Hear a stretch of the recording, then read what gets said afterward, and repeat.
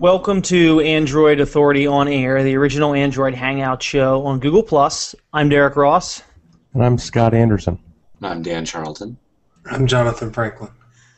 And we are joined this week with Sebastian DeWitt from doubleTwist. Sebastian is the Chief Creative Officer for doubleTwist.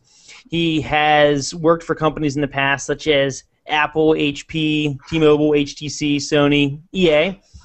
Originally from the Netherlands, he's been featured in numerous Dutch newspapers for international design. He's a frequent speaker at major design events. He's led workshops. He's basically a design badass, it sounds like. So thank you, Sebastian, for joining us to talk with us about doubleTwist and the new Magic Radio service that you guys unveiled about a week ago. Yeah, thanks so much for having me, guys. It's been fun talking to a lot of people online. I dove into the Engadget comments and the Verge comments at some point even, and well, let's say this will be I'm sure this will be a lot more pleasant than that, but it's been really fun to talk with people. You never ever look at the comments. Yeah, the comments, especially YouTube comments. So you guys watching on YouTube right now, we only want to see good comments, because no comments about my cat. You know, my cat Sebastian, she always jumps up in the chair during the show. You know, I try to keep her out of it, but people love it. So you know, the internet loves cats, right? So you know, we don't mind it. All right, so like I said, you guys been around for a number of years as a music service for Android, and recently you pushed out Magic Radio, and Magic Radio is a music discovery service, a platform that allows you to stream music to your favorite Android device. So, Sebastian, can you tell us a little bit more about Magic Radio? You know, how it differs from what else is out there on the market? You know, like such as Spotify or Pandora, things like that. Sure. So we started Magic Radio initially because we felt like we had a really good spot with a player that uses your existing library and tie into iTunes or Windows Media Player with the files you have. But like everybody else, I enjoyed using Spotify or Pandora for all the music I don't have on my disc and I don't want to store. And I kind of don't even get, so we wanted to really get into that game. Sort of seemed like the natural place for us to go. And one of the biggest frustrations I have, my wife uses Pandora all the time. When she plays Pandora, it seems like the same playlist just keeps repeating over and over again. And it's actually because their library it's pretty small. And with Magic Radio, we partnered with a catalog, Equinix and 7 Digital, that's really big. Like we've got millions and millions of songs, easily several times more than Pandora. So that already gives us a big edge on them. And we also try to. Obviously, we're not like a huge player. We can't like elbow in huge deals, like giving people practically unlimited music with ads. But we also wanted to make something that didn't have like a bad free experience. So we give people a nice 7-day unlimited trial without any ads, and then you can pay us like a small fee per month for continuing that. Yeah, and the fee actually isn't bad. It's what, $3.99 a month, and that's very, very reasonable. Yeah, and so some people are giving us flack because it's you have to sign up through Google Wallet to start a trial, but it's actually the only way we can integrate subscription in a good way. Like it doesn't automatically cancel. Some people say, oh, that's kind of tricky behavior. They're trying to like weasel to save you money. But we want to make it easier to cancel out of it. But right now, Google Wallet subscription APIs are just not easy at all. So regarding that, we're definitely working on that with Google as well. But for now, it gives a really, really solid experience. If you like it, it's perfect. If not, we're working on it. Yeah, you know what? I tried it out. It's actually not that bad. I mean, it pops up into a web browser for Google Wallet, and you click two buttons. I mean, you click buy. And it's really not that bad. It's really not bad. I can't believe you guys are getting complaints about that. I mean, I didn't have any problems at all. That's good. All right, so one of the big things we also really wanted to. Oh, sorry. No. One of the big things we really wanted to improve on Pandora, and Spotify actually as well. One of my major issues with that was simply sort of knowing what you want to listen to. With Pandora itself, usually you really want to pick a certain artist, or you have to sort of start a station with very limited criteria. And with Spotify, you kind of have to build your own playlist. They're doing radio now, which is nicer, but it's still a little bit. Sometimes you just kind of feel like a certain mood, or you want to have a certain, a genre, say. And we really wanted that to be an essential part of like our first part of the product. So as always with software, it's really hard to pick what you put in that first version. But for us, it was the tricky part was getting mood-based stations and genre-based stations right in the first release. So we have that, and I really like that. Yeah. So I picked. I picked a mood station, because I'm not used to seeing playing music by mood. So I thought that was pretty neat. So I picked the mood epic. Because I was like, yeah, why not? It's supposed to be music that's going to pump me up, right? And, I can't remember. Do you guys remember what was that first song that popped up when I was playing that? It was a movie. It was from a movie. It was a theme song. Titanic?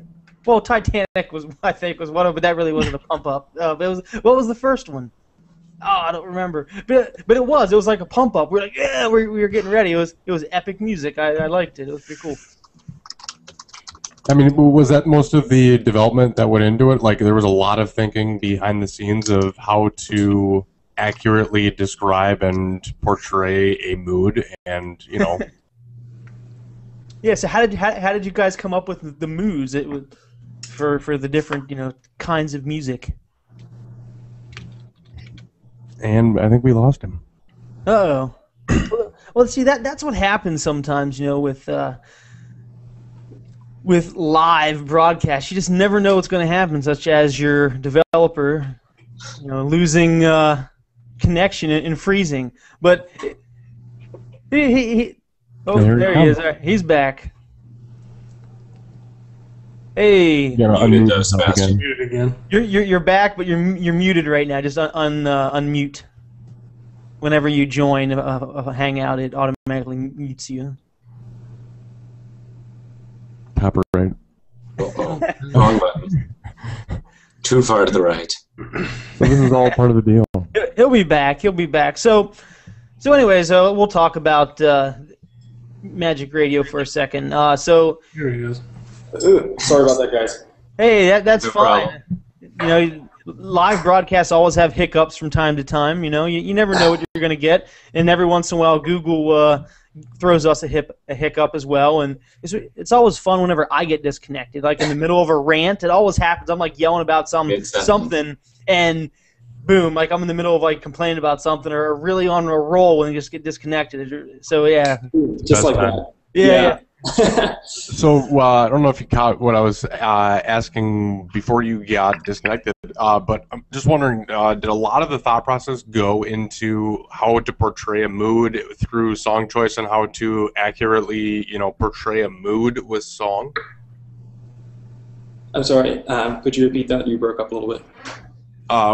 Like portraying the moods. Like, did a lot of the did a lot of work go into that?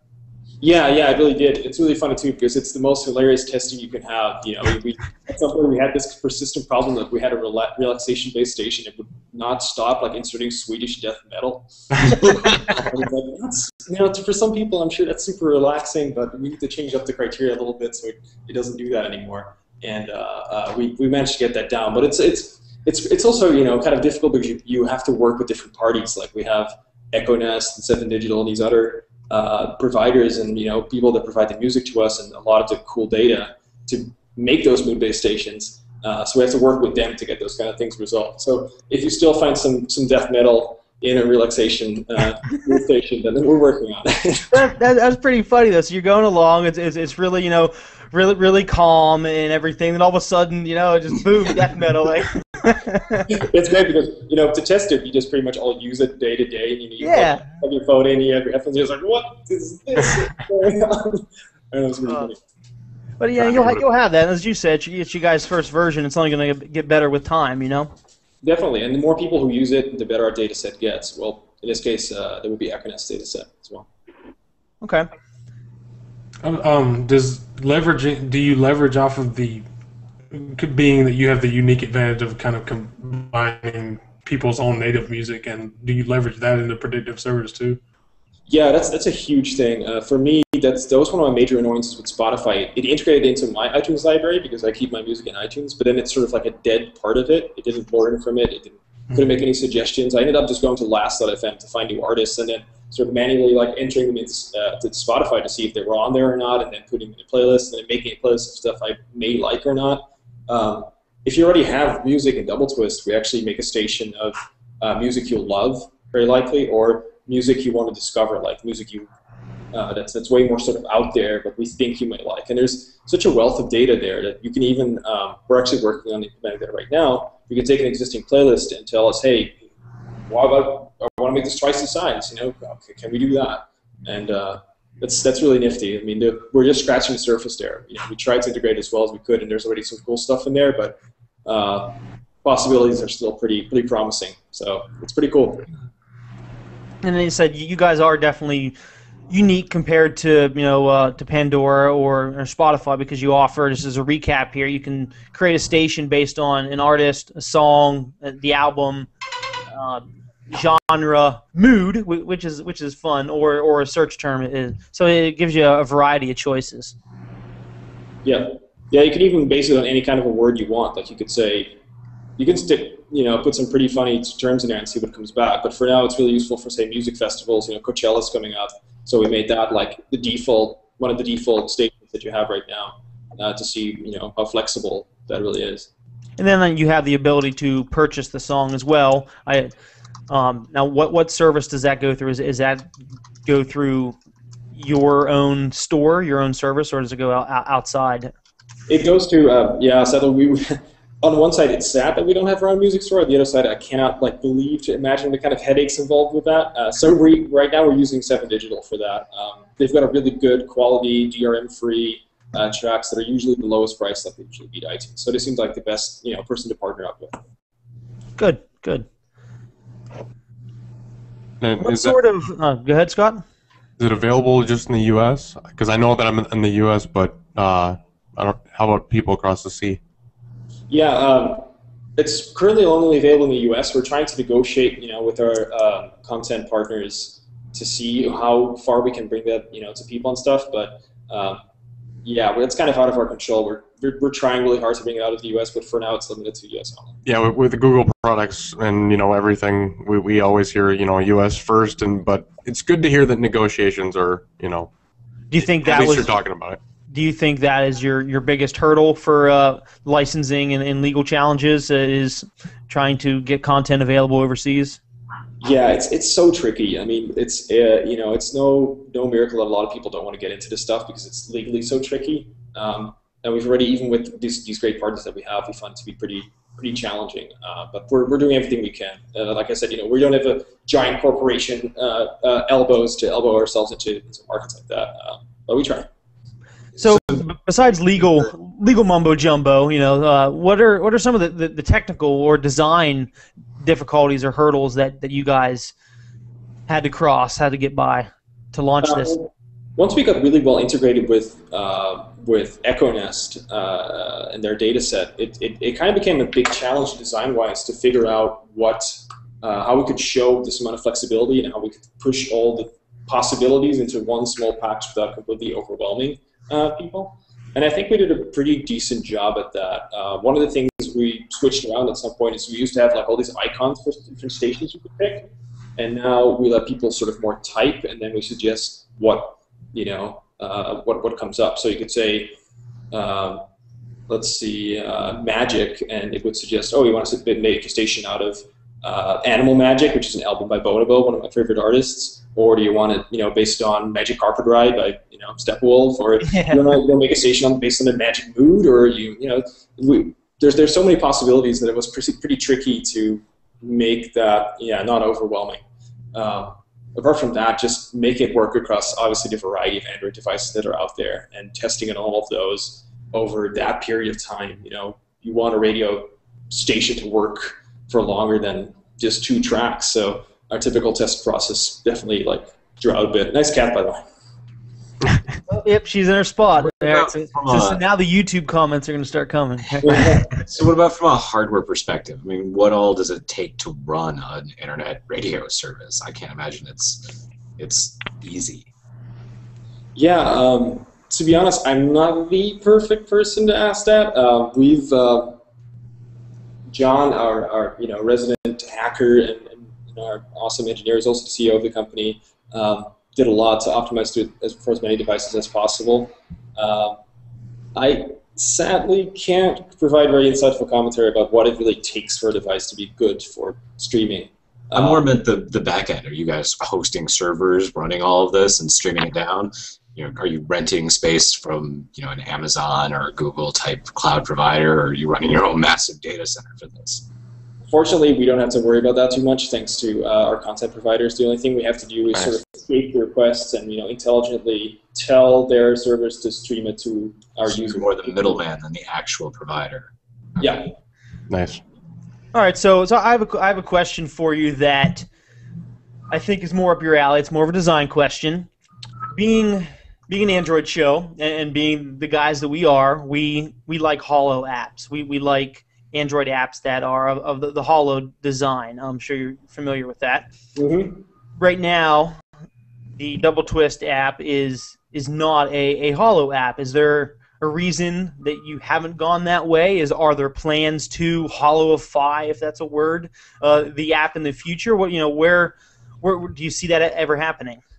Oh yeah, doubleTwist actually initially was very reluctant to adopt Hollow because we started on the Android platform really young. We were there since version 2, making a solid app in the marketplace when anything. I remember using it back on my Incredible back in 2010. I remember when AirPlay came out, and I was one of the first people. I think I got it when it was in beta and got it for free before it became a purchasable app. Yeah, I used it years ago. I remember those days.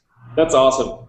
And we got pretty close to Google, and not to their discredit, because I realized exactly why they went that way. They kept telling us, hey, you should really try and abide a little bit more by our guidelines. You guys have nice design, but it's not quite following the direction we want to take with the platform.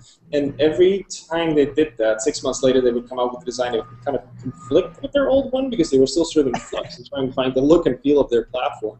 And which made us a little bit, very thankful that we went with this sort of design direction that we chose. We made our own visual language, which looked, native. I would say native enough. Like, it looked good and it felt good and didn't feel out of place. It also didn't feel completely in place, but it was, solid and made for a good experience. Now, right now, I feel like Android has really kind of found its visual identity, which is good. We've waited it out a little bit, and you'll be delighted to know that we're actually working on a really, really nice update that visually makes it much more in line with Hollow apps. And I'm not going to lie, it looks a lot better. It's awesome.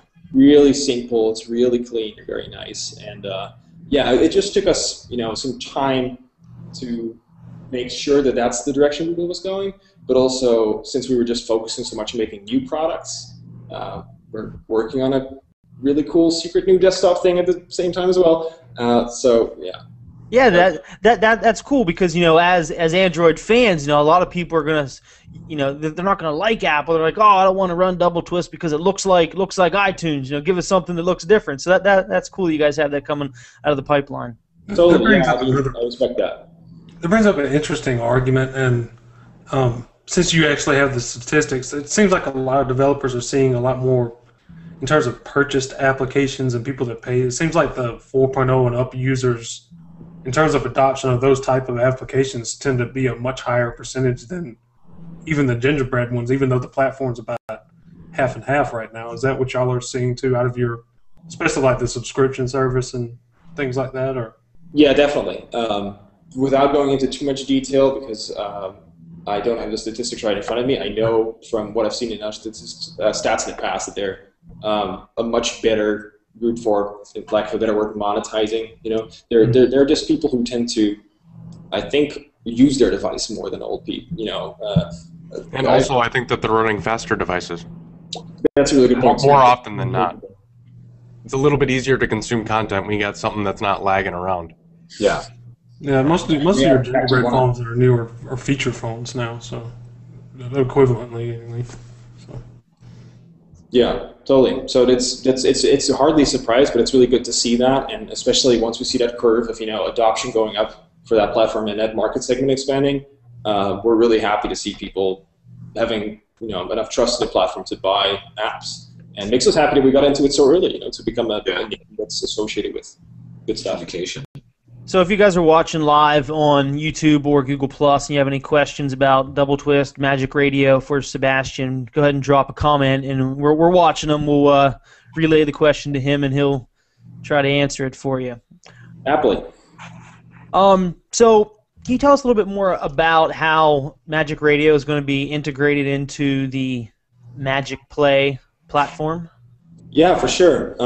For one, I mean, a little bit about Magic Play to begin with. We announced that at Mobile World Congress, and it's essentially we saw AirPlay, and I really dig AirPlay. Like the whole concept is you have this video here, and in the past you have to well, heck, if you have an iPad, you know exactly how that works. You have to get like 3 different dongles and daisy chain them into each other, and then into. It's like, I don't think the audio is working yet. Let me get this other thing and plug that in over here, and it doesn't work at all. And then with AirPlay, it's just you tap this, you tap that, and boom, it's on your screen. It's really nice. And when I first saw it, I was like, oh, that's awesome. And then, of course, there's a whole set of DLNA complex abbreviations that would promise to do the same thing, but in reality don't work that well. And we partnered with Qualcomm to make something that really, standard that would really, really work very well for that. And we're trying to pioneer that and use that extensively in our app. Now, for Magic Radio, just like pretty much anything else in our app, we want it to work fully with Magic Play, and it should, we really want to eliminate the abstraction of what can you play anything on and how can you play anything on something. And Magic Radio fits into that as well. Very easily just pipe it over Magic Play to any device that supports it. So you just play it right to your TV. Yeah. Awesome. Let's see if we have any questions in the comment tracker. Oh, we have a question about is it coming to Australia and Canada? I think that that goes back to licensing issues that we were talking about earlier. Definitely. As far as countries go, I'd say Europe and Canada are probably our easiest first ones. It's not that we don't love Australians. Australia is really cool. I was in Melbourne, last year. Super, super cool country. But I think it's probably going to be a little bit more tricky. But we're trying really hard. Okay. A couple of other questions from viewers. What do you think is your biggest struggle in making these apps and actually getting people to adopt them? I think it's been tricky to convince people, and this is a general app thing, like it's not limited to Android. I think it's tricky to convince people that it's worth buying an app or spending money on an app. It's one of the reasons why our base product is just free and really good. Regarding that, our free product has progressively gotten a few more little pop-ups saying, hey, could you could upgrade, and we're actually even getting rid of that because that's that has been actively hurting us. It's a tricky market up there, you have to really prove your worth, and even then people will still start complaining when you charge $1 for what has been a lot of an office full of people's hard work for 6 months.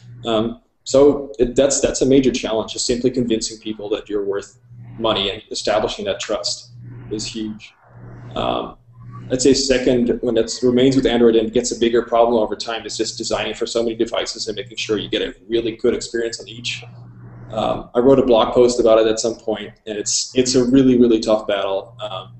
But we hope to actually share some insight that we gained in our testing and our design optimizations and engineering optimizations that we've learned in the last few years with people on our new blogs as well.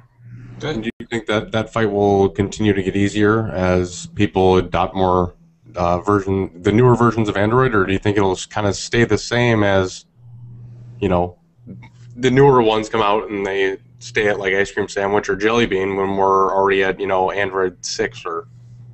I hope to see it consolidate a little bit. I mean, purely selfish reasons, as a designer, I see less and less display technologies. That makes me really happy. Samsung still sort of clinging to the OLED, but if we at some point only have 2 different panels of display panels out there, that already hugely helps me.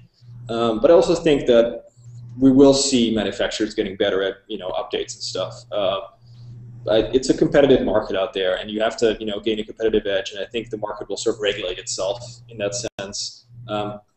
It's a hope. I mean, in the meantime, we're just doing our best we can to just make it work everywhere. You know, I think, at least for me and probably some of our viewers and listeners, part of the reason that I originally used doubleTwist years ago was because of who one of the founding guys for the company is, DVD John. I mean, Yeah. yeah. So I don't know if everyone knows who that is, but he's responsible for years ago decrypting, descrambling the copyright protection on DVDs.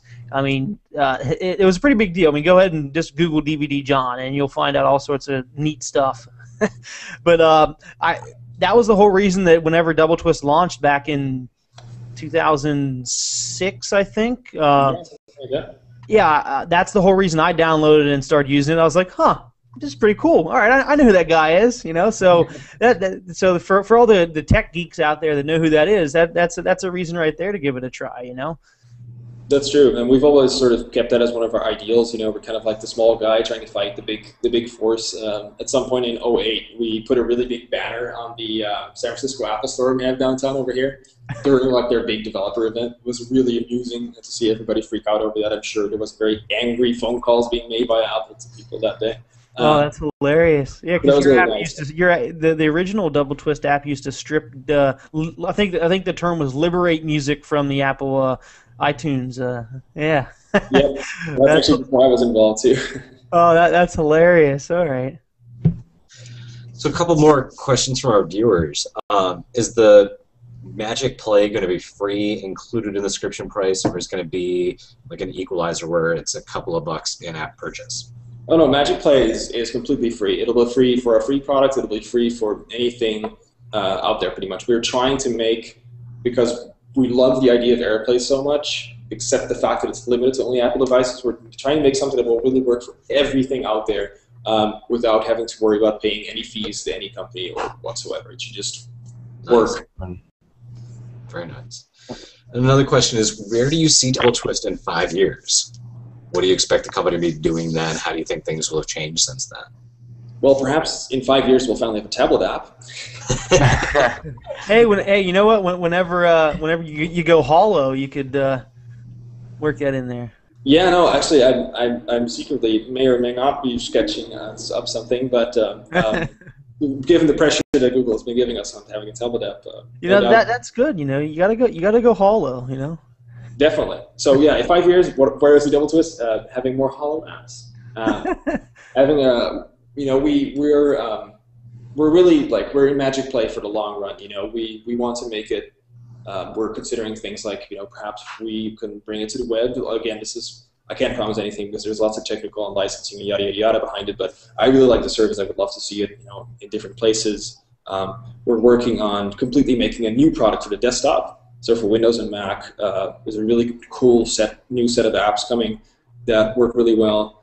And honestly, just really building on our strengths. You know, I mean, we made a little alarm clock app at some point.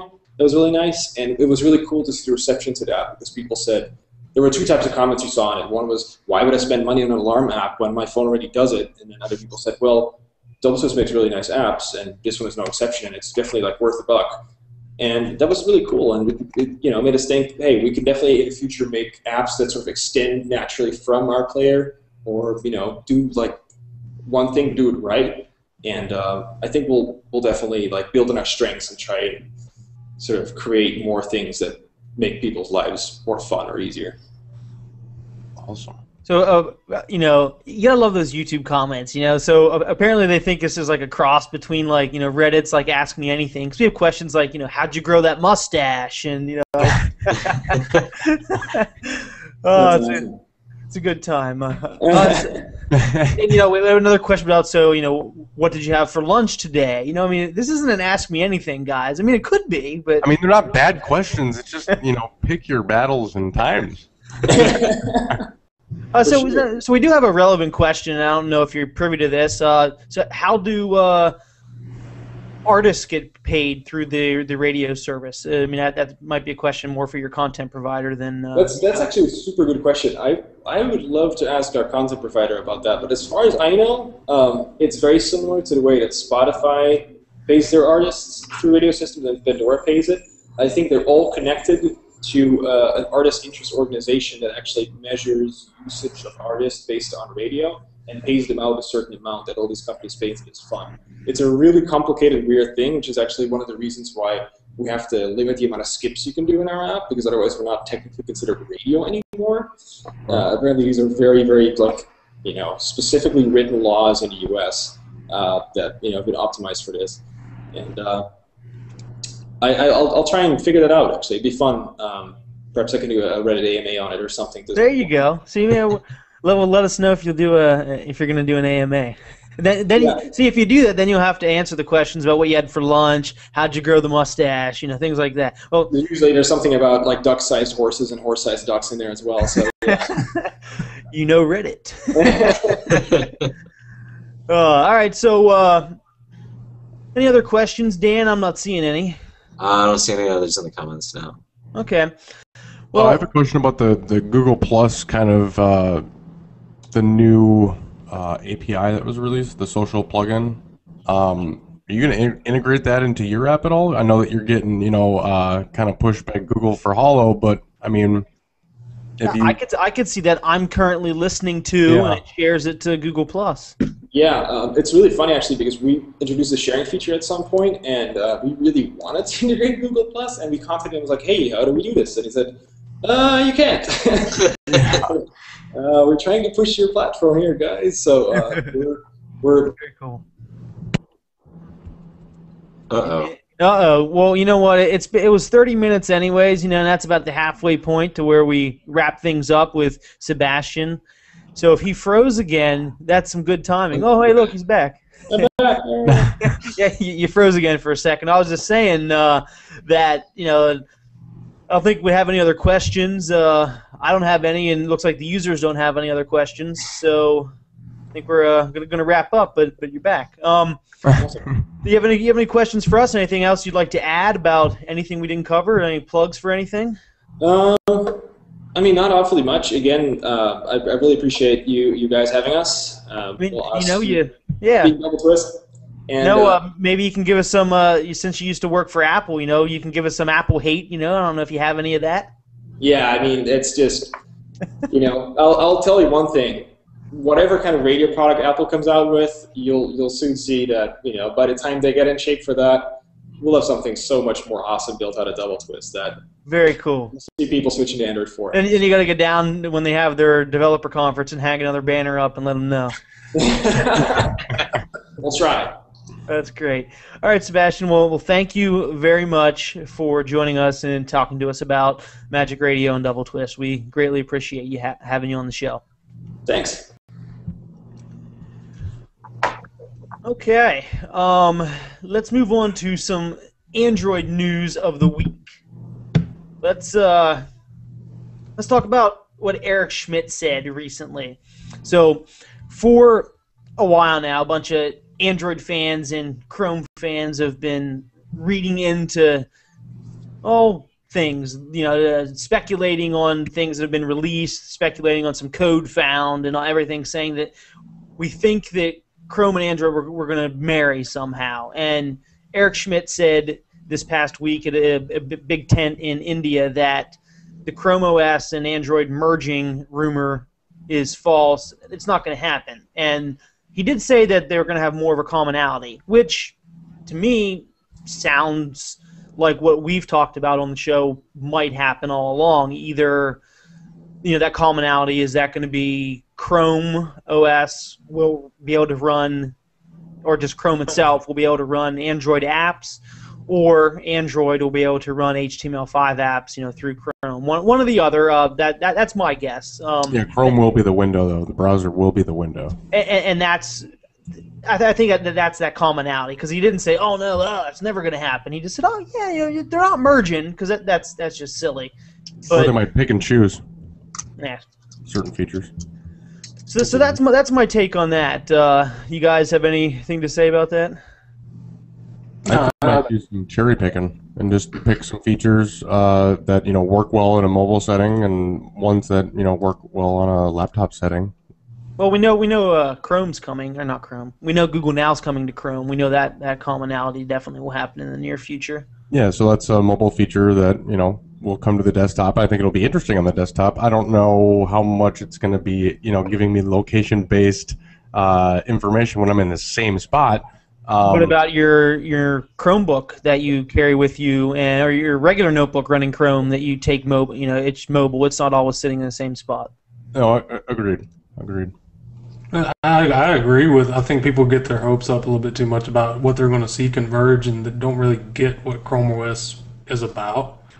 But if you merge in Android and the Dalvik VM on top of Chrome OS and merge in all the conventions that come along with Android, all you did was turn Chrome OS into Android, and you negate all the advantages like having a really low resource, really secure operating system for web technology. So if anything, I would see it being the other way around, where maybe Chrome OS brings the web to Android, but not. That's the only way they can really deploy everywhere, including Windows and Mac and Linux at the same time. And that way it might make more sense, since Android is leaps and bounds more popular than Chrome OS is. Yeah. Only a little bit. All right, so let's talk about Google Keep real quick. I haven't heard of this Google Keep. You haven't heard of Google Keep? It just blew up the interwebs this week.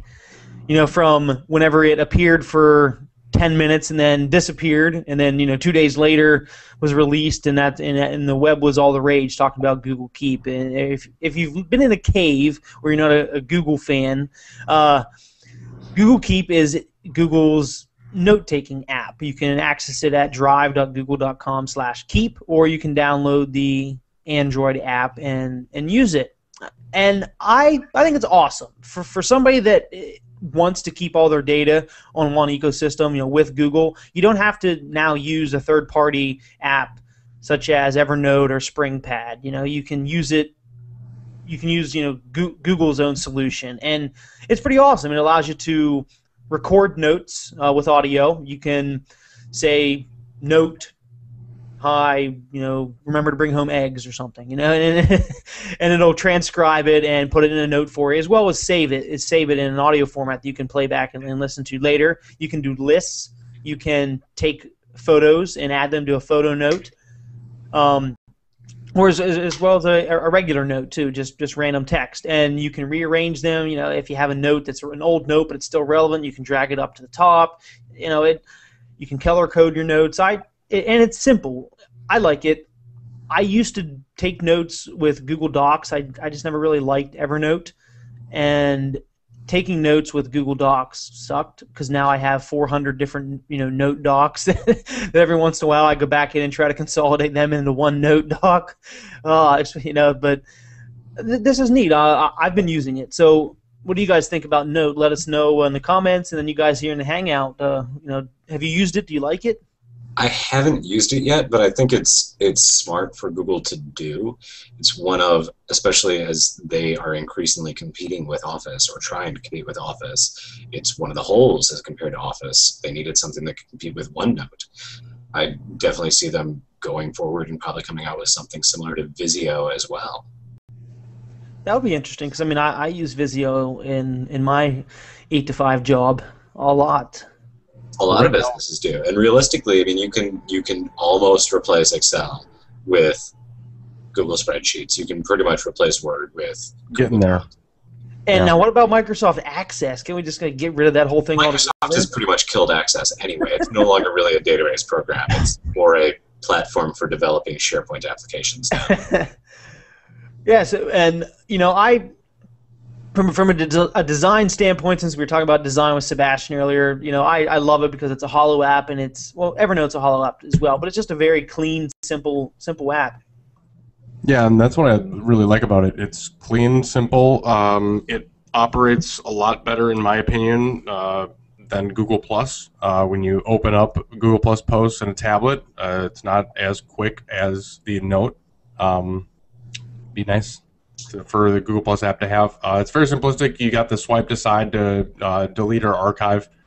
I like the annotations, and it saves your actual tidbit of audio. That's pretty cool. One thing I don't like about that is if you could enable an option to just record audio, that'd be cool.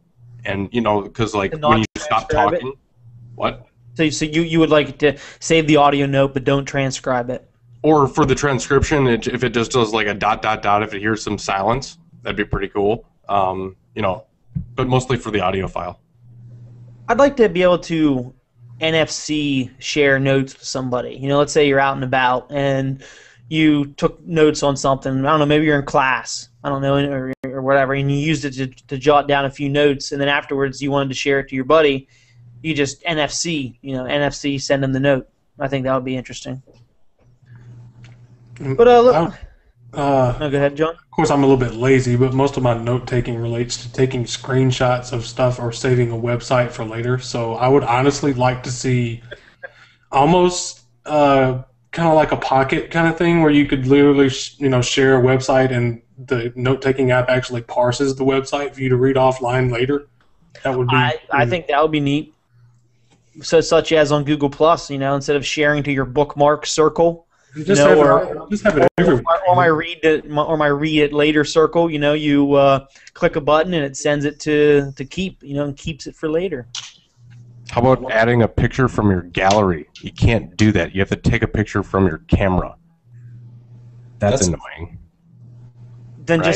just upload it from the desktop. It's a workaround. The desktop part isn't actually in Drive. Yeah, there's no link.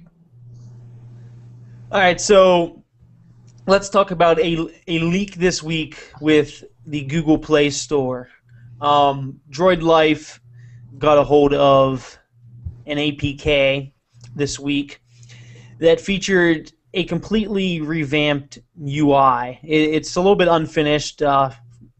Some things still need to be ironed out, but it's completely different. It's even more hollow than the current Play Store. It's very simple, very minimalistic, and the colors and the categories all match the Play web store, the actual website, and pictures are much better and higher quality. The images are better. It's just a very, very much needed and gorgeous redesign.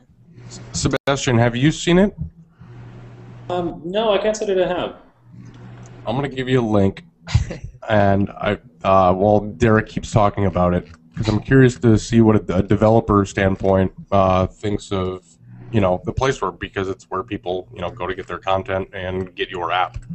Well, the fact that it looks more like the actual web store, it's a seamless, integration, or no matter where you're at, if you're on the web app or you're on the Android app, it looks similar, and that's nice. That way people don't get confused. But one thing that's funny is I saw people saying that it reminds them of the old school, like pre, I don't know, ICS days Play Store. Like back on like Gingerbread. They say it reminds them of that. It does a little bit. Really? Like how so? How do you think that it reminds? I mean, I just don't see it. It does bring some of the good things about the old one, where like if you go to install an app, it doesn't take you to this new thank you for downloading this other person's app, which is kind of useless to the developer and to Google. But it promotes a lot of things just eliminate redundancy.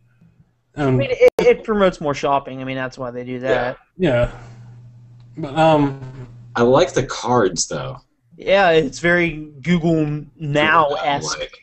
And that makes me think. All right, so we got Google Now, which is, getting, it's improving. It's becoming, a very contextual platform on its own. We have Glass, which has Google Now type cards, and now we have a newly redesigned Google Plus, which they're cards. They look like cards on your profile. Keep is that way. The iOS Google Maps app is that way. Yeah, so these things are moving into a hollow card type design. So if Google Play is designed that way, the leaked version, I'm wondering, what we're going to see with Android come I/O. Are we going to see a new change in the design here, kind of like like Sebastian said, they get comfortable with something, then 6 months, a year later, they change it already. That would be my luck, doubleTwist pushes out this beautiful hollow app, and then Google releases the next version of Android. It's like, okay, now this is how we're designing stuff now. No gradients. The YOLO design guidelines. but it's still a Hollow app. It just has there's more cardiness to it. If I could say anything, I think that what I really love about Google now, like the first time I saw it, I was like, wow, this is beautiful, this is gorgeous. What I really like about it is it's less intimidating because it just doesn't look as dark and like as I don't know, foreboding, graphic. I guess it looks a bit more human. Yeah, it's very very simple design. Like I really like it. Bradley. It kind of brings things into digestible chunks instead of huge lists that have to go through. So The whites and the grays, they're just nice. Yeah. And the swiping action, that just makes it amazing for everything because it's very playful. Oh, we'll talk about another app update, and we'll start talking about apps because apps are always boring to continue to talk about for long periods of time. So Google Currents now has the ability to play podcasts, which is awesome. I mean, that functionality kind of existed before, but it was nowhere near what it is now. You can play apps. It pops up in the notification, to pause it and fast forward and so forth. So it's now a podcast app. So those of you that were looking for a Google Podcast app and you used to use Listen, which was just horrible. You can now use Currents for podcasts. We don't have it in there yet. I told our designer yesterday to get that in there, and so probably later tonight or maybe even tomorrow morning we'll have our podcast being able to be played through Currents as well. Maybe you'll be listening to this right now through Currents. Hello from Currents. All right, so let's talk about some Apple rumors, Dan. So Apple is rumored to be pushing a new flat design for iOS moving forward, getting rid of their skeuomorphism, the make everything look like wood and leather and ugly design philosophy, and moving towards a much cleaner, simpler, matte colors, straight lines, what some people might call tiles or cards or Windows or Android. So look for Apple fanboys to, in the very near future, be telling us all that Apple invented this design trend rather than just followed along on it. Oh, they don't do that. No, never. In some hardware news, NVIDIA went out to brag about the next 2 generations of the Tegra chip line. The chips codenamed Logan and Parker, so that'd be the Tegra 5 and 6. They're bragging a lot that I don't really believe at all, because they like to brag and never actually can meet any of the things they brag about. So they're telling us now that the Logan chip, the Tegra 5, will be available in early 2014. That's roughly the same time that the Tegra 4i will become available, the same one that they promised in less than a year, over a year ago. Well, you remember early 2014 is literally a year from now. Yes. But Yes. Tegra 4 is not Tegra even 4i they promised at CES last year, not a couple of months ago at CES, in 2012 in January. They said later this year we will be putting out the Icera 500 modem. Yeah, that's not going to hit the shelves until early 2014. So I don't really buy their promises of Tegra 5 in 2014 because they haven't shown that they can meet any other timelines. I don't believe they're going to do it this time. When that chip does come out, though, they're saying it's going to be based on their new Kelper GPU architecture, so it should be pretty powerful. It's going to have CUDA compatibility. GPU is going to have OpenGL 4.3 compatibility out of the box. And then the Parker chip, which would be the Tegra 6, is going to be on the even newer Maxwell platform. So, and it's also going to be 64-bit ARM, so that'll be a 57 or 54 chips. So it should be a pretty advanced chip, but don't hope for it to come out for another 2 to 5 years. Well, that's cool to look forward to, because in 2 to 5 years, I mean, Qualcomm will probably have like the God mode out or something. I mean, Qualcomm will be rocking some 8-core. Like the RF360 that they're launching later this year, that's going to make the i500 look like a worthless piece of crap. It says a lot The about mobile hardware race is vibrant right now. Yes, it is. And NVIDIA likes to brag a lot in that race and struggles to actually Yeah, didn't Qualcomm put out a piece this week basically saying, don't believe everything you read, look at statistics, look at numbers. Just because somebody says they're awesome doesn't mean they're actually awesome. Yeah, pretty much.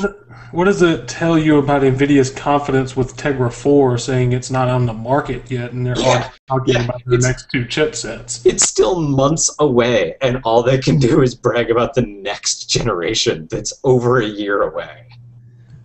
That is not an impressive. So we'll be good to go in many years. So, the other thing to keep in mind is that while they're promising this chip for a year plus from now, nobody wants to buy the one that they're promising in a month or so. So it may take a long time to get these new processors out there. Who knows when they're going to be out there? But let's talk about something that is actually out there that should have been out there months ago, such as the Verizon Galaxy Nexus 4.2.2 update that is now live. Woo! This is a celebration, yeah! Good job, Verizon. You guys got the update out there months after everybody else got it out there. Well, I mean the GSM version. You are no longer 4 updates behind Android. You are now up to date. That's awesome. You know, but in Verizon's defense, the past couple months they've updated tons of phones. Stop right now. There is no defense. They've updated a lot of phones. They have the original Droid Razr Max, the Droid Razr HD as well. The Droid Charge got an update. Yeah, but Derek, this isn't something that's in their defense. This is basically saying, oh, gee, they woke up one day and realized that manufacturers had left updates pending their approval for the last 6 months and finally decided to do their job. Wouldn't it be sad if the Droid Charge is in the update queue ahead of the Galaxy Nexus? It's like, hey, what's this email from buildbot@google.com from 4 months ago? Exactly. The fact that they're doing them all in this mass like this just makes it look that they sat on them because, I don't know, they couldn't get it together or fell asleep or forgot that was part of their job. So those of you that downloaded the leaked version of Android 4.2.2 for the Verizon Galaxy Nexus a couple days ago or a couple weeks ago, you don't have to do anything. It's nothing. It's nothing new. It's not a new leak, or it's not a new build of Android. So if you're already on that, you're good to go. You don't have to worry about. Point that it's been there for at least 2 weeks. Well, it's been there for a lot longer than that. Yeah. Yes. So you're good to go. You now have Android 4.2.2, so you can do awesome things like dash clock. Check it out and put them on your lock screen and see the awesomeness that is dash clock. I love it. My Droid DNA can't do that, but my Nexus 7 can. I hate the Droid DNA. You know what? I say it every week, so I'm going to say it again. The Droid DNA is an awesome piece of hardware. I just don't like Sense. HTC made a very good quality phone. This is a good quality phone. They always do make good quality phones, and then they ruin them with their software. It's a very good phone, and a lot of people love it. I just like stock Android. And I know, I bought a phone hoping it would get stock Android, and that's my fault. Hate me, I'm bad. So let's talk about some more Android updates. So John and I were talking about the Droid Charge got an update this week, and it's kind of a head scratcher. I mean, I don't really understand. So they didn't get Jelly Bean. They didn't get Ice Cream Sandwich. But you'll be happy to know that you got a back-ported ICS feature into your Gingerbread release. You now have a face unlock and photo editor. Congrats. So instead of getting a platform update, you just got, an additional feature. Yeah, you didn't get no butter, no render script or anything like that, but you can face unlock now. You didn't get no butter. Verizon is trolling you officially now. Or Samsung, or both. The Droid Charge, that's just That's a phone that had so many issues. As much as people used to flame the Thunderbolt, I can see why they didn't update it because they're like, if they've got something that's halfway working, they probably just said no, just leave it alone. Yeah, just don't touch it. just like Yeah, seriously, don't even touch it with like a 10-foot Don't pole. blow on it. Don't touch it. Don't even look at it cross-eyed. Yeah. so. Jelly Bean is now being pushed out for the Droid 4, which is great because a lot of people, like a buddy of mine, Chris Jenkins here on Google Plus, he was so excited when that phone came out because he has real big man hands, I guess, and he needs a keyboard. He can't pull-out keyboard, a physical keyboard. He can't do soft keys. So he for the longest time he's like, I want LTE, I want dual core, and I want a keyboard. And when that phone came out, he was extremely excited. So those of you that fit that criteria, you now have some butter. How'd you say that, Scott? But You ain't got no butter. Oh, but actually now they do. Not remix that. before you go on, Derek, touching back on the NVIDIA stuff for a minute, one of our YouTube viewers asked if anybody's announced any phones using the Tegra 4. So far, the only manufacturer to announce that they're making phones with that chip is ZTE. Out of China. Out of China, yes. A value manufacturer out of China. Which basically means growing. here in the U.S. you won't It's see not that. going to be here, Yeah. though. Yeah. Yeah, that's pretty much what that means. And, I mean, it's Currently. not going to have LTE compatibility of any form whatsoever, so it's not going to be distributed in any phone sold in the United States. In any Currently.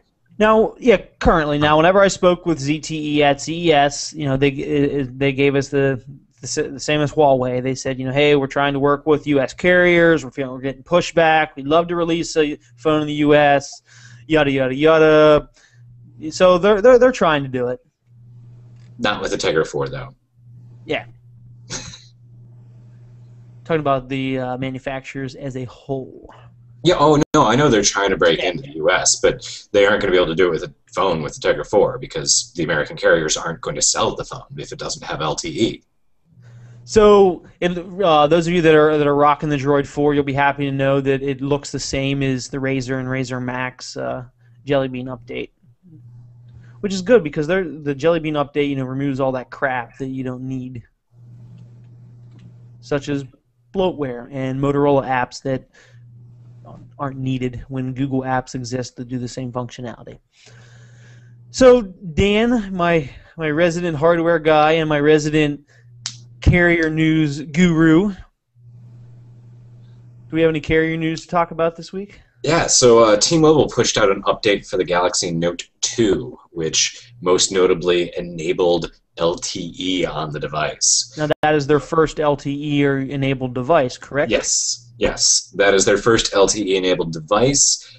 They're still saying that LTE is not available, but will be coming soon. They are having a press conference on, I think it's the 26th, maybe the 28th, when they're also going to start selling the BlackBerry Z or Z10, which they have said will be an LTE-enabled device on their network. So the Note 2 and the BlackBerry Z10 are the first two LTE-enabled devices on T-Mobile, and presumably they will be flipping that network on the 26th or soon thereafter. So hopefully we'll be seeing LTE coming from T-Mobile very, very quickly. They're still promising to cover 100 million people by mid-year, so expect to see them lighting up tons of markets over the next 3 months.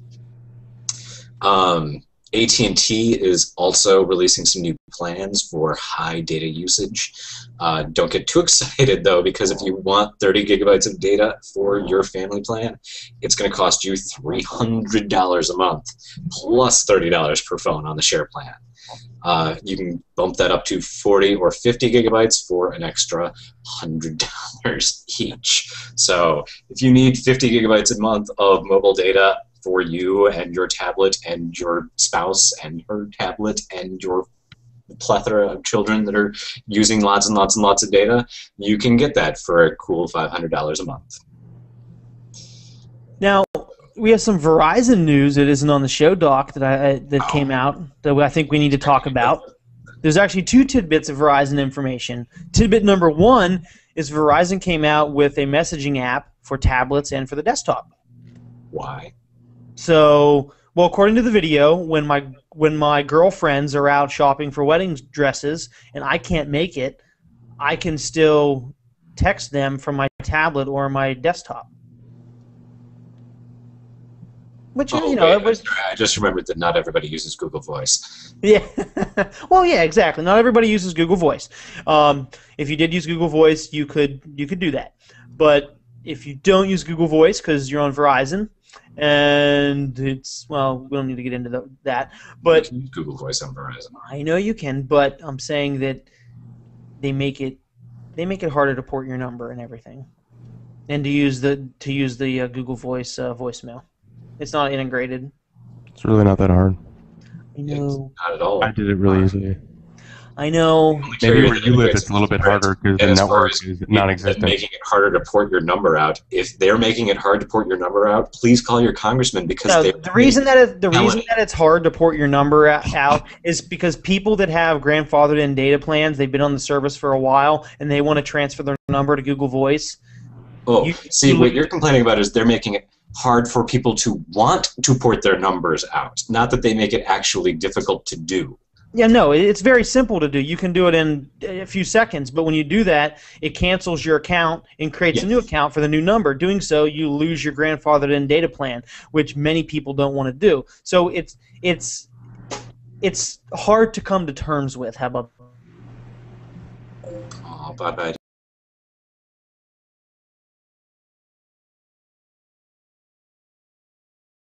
Round. Yeah. Derek, nice to have you back. Yeah, that was interesting. It said my data connection was lost. Sebastian had that problem earlier tonight. Well, anyway, so Verizon now allows you to send text messages from your tablet, group text messages, and you can do it from your desktop too. You have to do that. You install the app or go to my Verizon's web portal. I have not tried it yet. Also, for the record, you've been able to send text messages from your desktop with just about every carrier via their website for quite some time. Yeah, and you've been able to do that with Verizon as well, but reading them, you weren't able to do that. Yeah. The other tidbit of Verizon news, just on a personal note here, and it's a personal triumph. I now have LTE where I live, officially. Hooray for Derek. Wow, you were out of the Stone Age. I know. Before, the LTE was only partially covering my town because it was a tower from a mountain that was getting a larger area, so it was like kind of shaky. I mean, I had it at my house, but basically if I left my house and went actually into town, I didn't have LTE. But now the towers in my town have actually been upgraded. They've gotten taller. They've gotten their big boy pants on, and I now have LTE all over my little town of 11,000 people. So I'd let Verizon, you're doing stuff good. Keep it up. Keep amazing. Keep giving us LTE. And I guess that's it. So Scott, do that wrap up thing. Let it roll. Butter.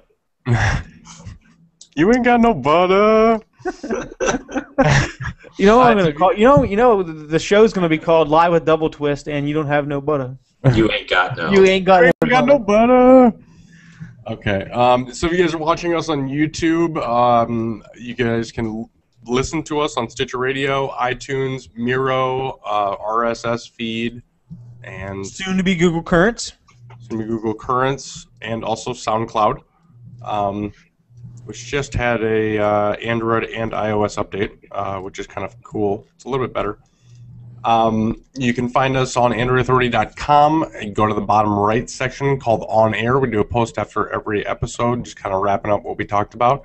I also want to say thank you to Sebastian DeWitt and doubleTwist for coming on tonight. Really appreciate it, and really excited to see where doubleTwist goes.